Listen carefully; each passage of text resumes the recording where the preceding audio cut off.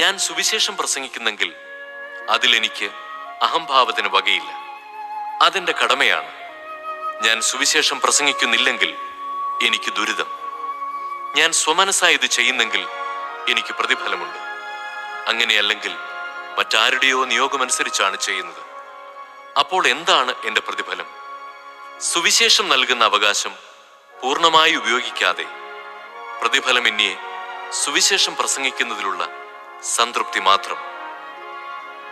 ഞാൻ എല്ലാവരിൽ നിന്ന് സ്വതന്ത്രനാണെങ്കിലും വളരെ പേരെ നേടേണ്ടതിന് ഞാൻ എല്ലാവരുടെയും ദാസനായി തീർന്നിരിക്കുന്നു. യഹൂദരെ നേടേണ്ടതിന് ഞാൻ അവരുടെ ഇടയിൽ യഹൂദനെ പോലെയായി. നിയമത്തിന് കീഴുള്ളവരെ നേടേണ്ടതിന് നിയമത്തിന് വിധേയനല്ലെന്നിരിക്കലും ഞാൻ അവരെ പോലെയായി. നിയമത്തിന് പുറമെയുള്ളവരെ നേടേണ്ടതിന് ഞാൻ അവർക്ക് നിയമമില്ലാത്തവനെ പോലെയായി. അതേസമയം ഞാൻ ദൈവനിയമമില്ലാത്തവനായിരുന്നില്ല. പ്രത്യുത ക്രിസ്തുവിന്റെ നിയമത്തിന് അധീനനായിരുന്നു. ബലഹീനരെ നേടേണ്ടതിന് ഞാൻ അവർക്ക് ബലഹീനനായി. എല്ലാ പ്രകാരത്തിലും കുറെ പേരെ രക്ഷിക്കേണ്ടതിന് ഞാൻ എല്ലാവർക്കും എല്ലാമായി.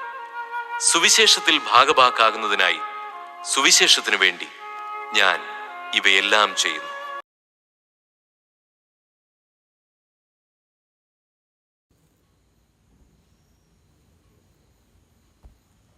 നിങ്ങളുടെ ഹൃദയം അസ്വസ്ഥമാകേണ്ട. ദൈവത്തിൽ വിശ്വസിക്കുവിൻ, എന്നിലും വിശ്വസിക്കുവിൻ.